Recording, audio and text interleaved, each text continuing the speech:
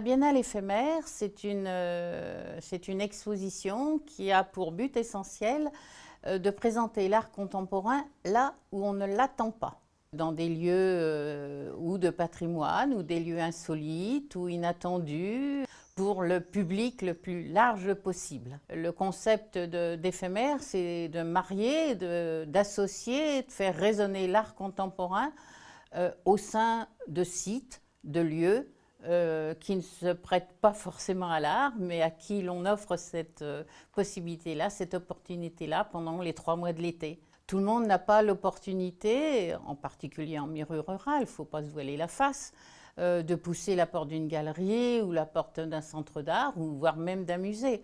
Les gens découvrent le patrimoine et à l'occasion l'art contemporain. Vice-versa, certains viennent vers l'art contemporain et découvrent des lieux, des histoires inattendues, insolites, mal connues, inconnues parfois. Le château de Montbazillac, c'est notre QG, on va dire, c'est l'incontournable. Et autour du château de Montbazillac, on brode.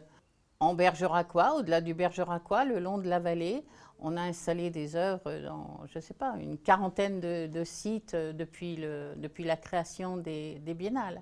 On va faire son marché, on se promène au bord de l'eau, au bord du canal, on va emprunter un livre à la bibliothèque, et voilà, on se cogne à l'art contemporain.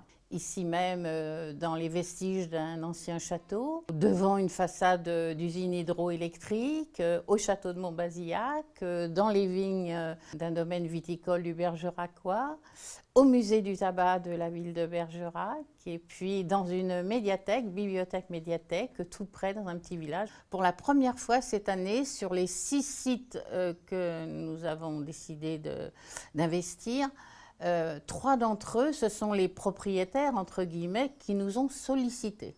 C'est la première fois que cela nous arrive. Les gens ont envie que la Biennale éphémère passe par chez eux. Ce ne sont pas des artistes que j'invite, ce sont des œuvres, c'est un travail que j'invite. On est à la recherche de lieux, de sites inattendus qui racontent des histoires. Et après, il s'agit de trouver l'artiste qui va pouvoir investir ce lieu. C'est une démarche un petit peu, je crois, originale par rapport à d'autres parcours d'art contemporain qui se font comme ça à travers la France, où on invite des artistes et on leur propose des lieux qu'ils choisissent. Pour la Biennale éphémère, ils n'ont pas le choix. On choisit un lieu et on leur dit voilà, c'est là, ça passe ou ça casse.